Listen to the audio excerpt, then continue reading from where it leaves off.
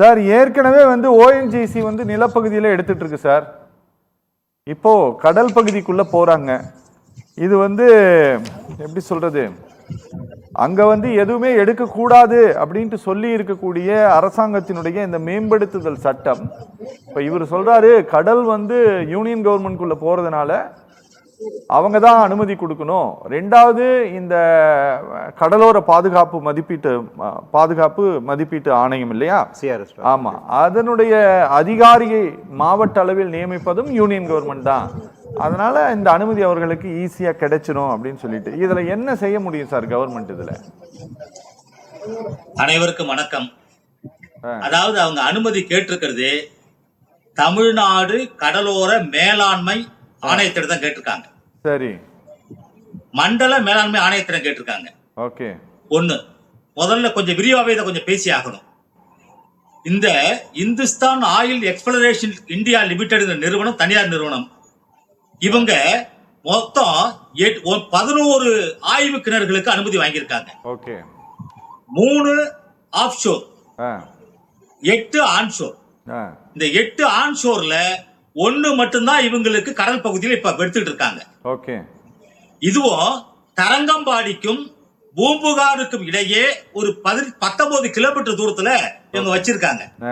2009 இவங்க பணியை ஆரம்பிச்சாங்க. 2019 தான் இவங்க ப்ரொடக்ஷன் ஆரம்பிக்கிறாங்க. ஓகே, 2020-21 இவங்களுடைய 37வது அந்த நிறுவனத்தினுடைய 37வது ஆண்டறிக்கையில் என்ன சொல்றாங்க, ஒரு ஆண்டினுடைய ஆவரேஜ் ப்ரொடக்ஷன் 1.15 மில்லியன் தான் எங்களுக்கு டன் தான் எங்களுக்கு கிடைக்குது. ஓகே, ஒரு மிகப்பெரிய லாஸா இருக்கு.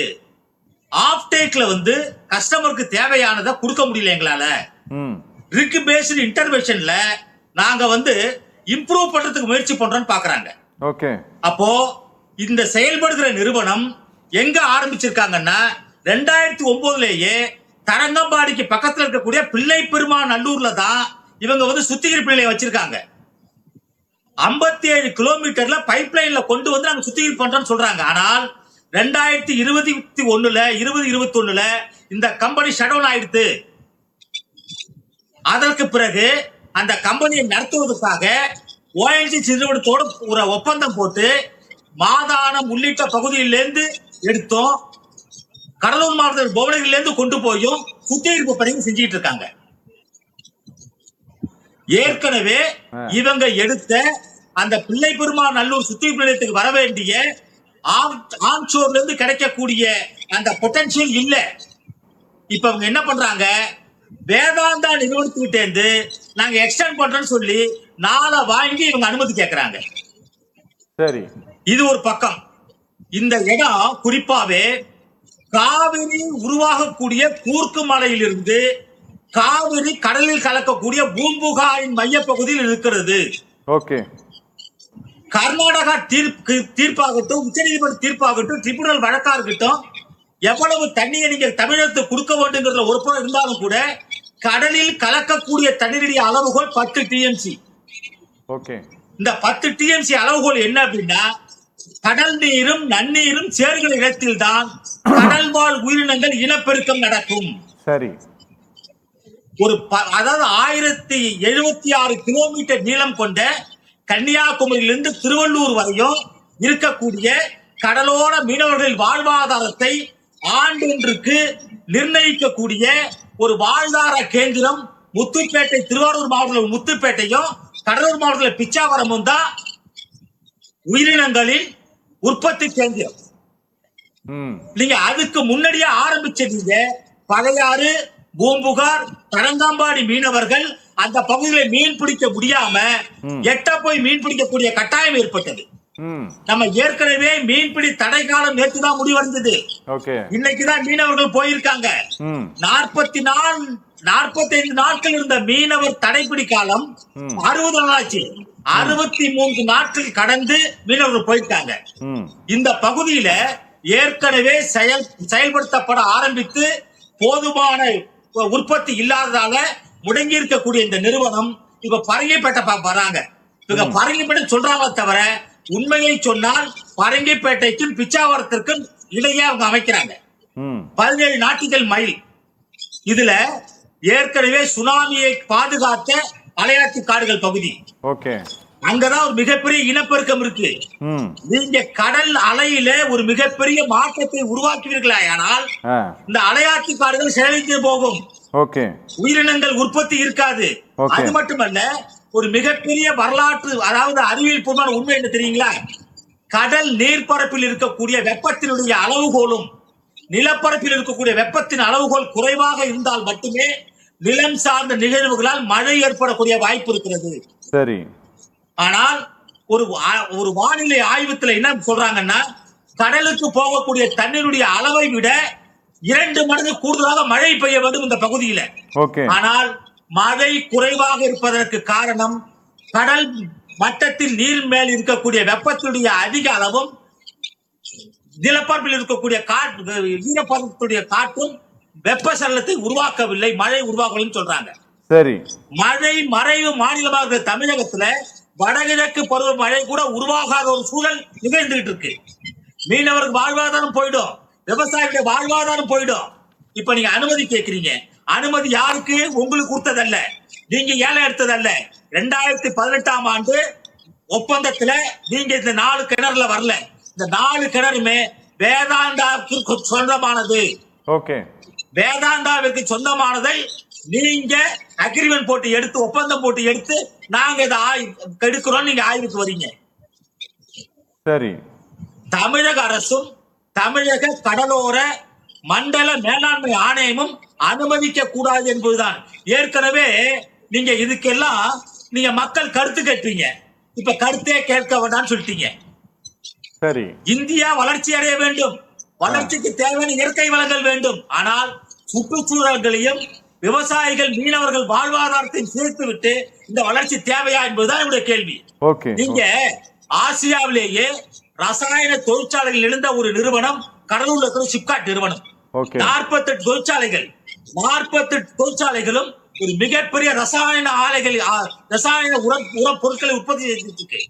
இங்க அவங்க கழிவு நீரை எந்தவித கட்டுப்பாடும் இல்லாம, எந்தவித சுத்திகரிப்பும் இல்லாம, எந்தவித கட்டுப்படுத்தலையும் நடைமுறைப்படுத்தாம கடல்ல கலந்துட்டு இருக்காங்க. சரி. இங்க இருக்கக்கூடிய கடல் வளம் முற்றிலுமாக அழிந்து போய்விட்டது. ஏற்கனவே நெய்வேலி நிலக்கரி நிறுவனம் மிகப்பெரிய அளவுல பூமியில் இருக்கக்கூடிய தண்ணீரை உறிஞ்சி தினமும் சரியாக 12 மணி அளவில் மதியந்தோறும் வெடி வைத்து தகர்த்து நிலக்கரியை சிதைத்து அள்ளி கொண்டிருக்கிறது, நிலத்தடி நீரை உறிஞ்சி கொண்டிருக்கிறது. 72,000 கிலோ லிட்டர் தண்ணீரை ஒரு நாளைக்கு உறிஞ்சிறாங்க. பல இடங்கள் பூமி கடியில வெற்றிடங்கள் இருக்கு. இயற்கையா இருந்த தண்ணீர் எல்லாம் வெளியேற்றியாச்சு. கடலூர் மாவட்டம் வாழ தகுதியற்ற மாவட்டமாக இருக்கிறது. மிகப்பெரிய அச்சுறுத்தலுக்கு ஆளாக இருக்கிறோம். இங்கு வாழக்கூடிய மக்களுக்கு இனம் புரியாத, அடையாளம் தெரியாத நோய்கள் எல்லாம் தாக்குதலுக்கு ஆளாகி இருக்கிறோம். இந்த நிலையில கடல் வாழ் உயிரினங்களும் கடல் சூழலையும் கெடுப்பதற்கு இந்த நிகழ்ச்சியை, இந்த திட்டத்தை அனுமதிக்க கூடாது என்பதுதான் எங்களுடைய ஆதங்கத்தின் வெளிப்பாடு. அனுமதித்தால் கடல் வளம் வீணாகும். அது மட்டுமல்ல, முத்துப்பேட்டையில் இருக்கக்கூடிய இனப்பெருக்கம் குறைவு, ஆனால் பிச்சாவரம் வனப்பகுதியில் இருக்கக்கூடிய இனப்பெருக்கம் அதிகம். நான் ஏற்கனவே சொன்ன மாதிரி 1076 கிலோமீட்டர் கடல் நீள பரப்பளவுல இனப்பெருக்கத்துக்கு தேவையான கடல்வாழ் உயிரின இனப்பெருக்க தேவையான மிகப்பெரிய கேந்திரம் பிச்சாவரம் படகு சவாரி. சார், அதான் சார் எனக்கு ஒண்ணு சொல்லுங்க. இப்ப இவங்க அமைக்கக்கூடிய ஹைட்ரோ கார்பன் கிணறு அமைப்பதற்காக கேட்டிருக்கக்கூடிய இடத்துல இருந்து பிச்சாவரம் பகுதி இருக்கக்கூடிய அந்த அலையாத்தி காடுகள் பகுதி எவ்வளவு தூரத்துல வருது? நீங்க நாட்டிகள் மயில் பார்த்து போனீங்கன்னா 13 நாட்டிகள் 13 நாட்டிகள் வருது. நாட்டிகள் தூரம். ஓகே, அதாவது அங்க எடுத்தாங்கன்னா இங்க பாதிப்பு வருங்கிறீங்க. ஆமா, அதாவது நீங்க கூழையாறுன்னு ஒரு இடம் இருக்கு. அந்த கூழையாறு தாண்டி நீங்க கடலுக்கு போயிட்டீங்கன்னா அந்த திரும்ப, அதாவது திருக்கடையூருக்கு பக்கத்துல இருக்கக்கூடிய அந்த எண்ணெய் எரிவாயு எரியறது தெரியும். இப்ப அதுக்கு இப்ப நிறுத்தியாச்சு, அது ஷட் டவுன் ஆயிடுச்சு. சரி. ஆனால் அவங்களோட சுத்திகரிப்பு நிலையத்தை மட்டும் ONGC கூட டைப் பண்ணி அவங்க ONGCல இருந்து எடுக்கிற எண்ணெய் எடுத்து அவங்க சுத்திகரிப்பு நிலையம் அமைச்சிட்டு இருக்காங்க. அப்ப காரணம் என்ன? கடலுக்கு அடியே எடுக்கக்கூடிய இயற்கை வளம் குறைந்து போயிருக்கிறது. செலவு செய்து எடுத்தாலும் லாபம் கிடையாதுன்னு அவங்க ஏற்கனவே ஆண்டறிக்கையில சொல்லியிருக்காங்க. Okay sir, okay okay okay. Ravindran sir வணக்கம். ரவீந்திரன் சார் அவர்கள் மாநில கோஸ்டல் ரெகுலேஷன் அத்தாரிட்டி இல்லையா, கோஸ்டல் மேனேஜ்மெண்ட் அத்தாரிட்டி கிட்ட சமர்ப்பித்து இருக்கக்கூடிய விண்ணப்பத்தில் குறிப்பிட்டு இருக்கக்கூடிய கிராம பகுதிகள் அப்படின்ட்டு ஒரு 4 கிராமத்தை சொன்னாரு. முடுகுத்தூர், சின்னூர், பரங்கிப்பேட்டை, அப்புறம் புதுப்பேட்டை, இன்னொன்னு இருக்கா? ஆமா, முடசலோடை. நான் சொல்றேன். ஓகே, எனக்கு இது ஆமா, இது வந்து என்னன்னா, இது அமைக்கப்பட்டது அப்படின்னா அதுல இருந்து 1 கிலோமீட்டர் தூரத்திற்கு அது பாதுகாக்கப்பட்ட பகுதி அப்படின்னா, இந்த முழுகுத்தூர், சின்னூர், பரங்கிப்பேட்டை, புதுப்பேட்டை போன்ற இந்த கிராம பகுதிகள் கடல்ல இருந்து எத்தனை கிலோமீட்டர் தூரத்துல இருக்கு? கடற்கரை ஓரமே இருக்கு. ஓ, அட்ஜாயினிங் கடற்கரை தான். அப்படியா? இதுல நான் கொஞ்சம் தெளிவாக சொல்லிடுறேன் சார். சொல்லுங்க சார். விஷயம் என்னன்னா, வெள்ளாறு ஓடுது. சரி. சேலத்திலிருந்து தலைவாசல் வழியா வெள்ளாறு வருது. சரி. அந்த வெள்ளாட்டினுடைய தெற்கு பகுதி பாதுகாக்கப்பட்ட வேளாண் மண்டலம். சரி. அந்த வெள்ளாட்டினுடைய வடக்கு பகுதி இன்னும் அதுல உள்ள வரல. இப்ப வெள்ளாட்டினுடைய வடக்கு பகுதியில பரங்கிப்பேட்டை. சரி. அடுத்த 3 கிலோமீட்டர் சின்னூர், புதுப்பேட்டை. சரி. பரங்கிப்பேட்டை தெற்கு பகுதி முடசல் ஓடை. சரி. அதற்கு இன்னும் தெற்க முழுக்குத்துறை. அதற்கு 1.5 கிலோமீட்டர் பிச்சாவரம் சுற்றுலா பகுதி. இவங்க அனுமதி கேட்கிற இடமே பாதுகாக்கப்பட்ட வேளாண் மண்டலத்தை சார்ந்த முழுக்குத்துறை முடசல் ஓடைக்கு அருகில் தான் கேட்கிறாங்க. சரி. இது எப்படி அனுமதிக்க முடியும்? சரி. வெள்ளாற்றினுடைய முக கழித்துவாரம் தான். அதுல இருந்து ஒரு 18 கிலோமீட்டர்ல அவங்க அமைக்க போறாங்க. ஓகே. இப்ப அது பாதுகாக்கப்பட்ட வேளாண் மண்டலம் தான் கவர் ஆகுது. முடசல் ஓடை பாதுகாக்கப்பட்ட வேளாண் மண்டலம். ஓகே. முழுக்குத்துறை பாதுகாக்கப்பட்ட வேளாண் மண்டலம். ஓகே. பிச்சாவரம் வடப்பகுதி, மலையாட்சி காடுகள் நிறைந்த பகுதி பாதுகாக்கப்பட்ட வேளாண் மண்டலம். சரி. வெள்ளாற்றின் கரை வடக்கு பகுதி பரங்கிப்பேட்டை பாதுகாப்பு வேளாண் மண்டலத்துல வரல. சரி. ஆக அந்த இடத்தை கணக்கு காட்டி இந்த பகுதியில் இருந்தும் அவர் எடுப்பதற்கான ஆதாரம் என்னன்னா, இவங்க நேரா அப்படியே தொலை போட்டு எடுக்க போறது இல்ல சார். 3000 அடி ஆழத்திற்கு கீழே செங்குத்தாக இறக்கி, சரி, அதிலிருந்து பக்கவாட்டத்தில் நீரியல் விரிசல் முறையில் பலவிதமான ரசாயன கலவைகளை கொண்டு உடைத்து அங்கிருந்து எடுக்க போறாங்க. கரெக்ட். அப்ப பக்கவாட்டத்தில் எடுக்கிற பொழுது நிலப்பரப்பும் பாதுகாக்கப்பட்ட வேளாண் மண்டலத்தினுடைய நிலப்பரப்பிலும் இவர்கள் ஆர்ஜிதம் செய்வார்கள். சரி. அதை கீழே போய் நம்ம யாரும் பார்க்க போறது இல்ல, பார்க்கவும் முடியாது. சரி. இது ஒரு மிகப்பெரிய அயோக்கியத்தனமான திட்டத்தினுடைய வெளிப்பாடு இது.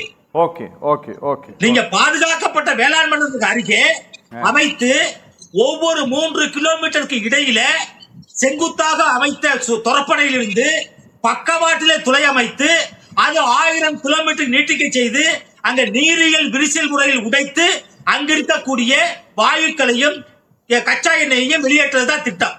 சரி சரி சரி. அப்ப பாதுகாக்கப்பட்ட வேளாண் மண்டலம் பாதிக்கப்படுமா, பாதிக்கப்படாதா? சரி, புரியுது. ஏற்கனவே நெய்வேலி நிலக்கரி நிறுவனம் நாளொன்றுக்கு 72,000 கிலோமீட்டர் தண்ணி எடுக்கிறதால பூமி கரையில நிறைய வெற்றிடங்கள் இருக்கு. எப்போ உள்ள வாங்கும்னு தெரியாது. சரி.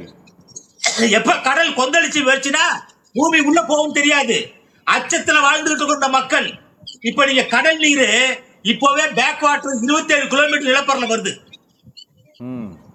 27 கிலோமீட்டர் எந்தெந்த வழித்தட நீர் வழித்தடங்கள் வழியாக கடல் நீர்மட்டம் உயர்கிற பொழுது 27 கிலோமீட்டர் 30 கிலோமீட்டர் உள்ள வருது. சரி. நிலத்தடி நீர்மட்டம் மாசுபடுது.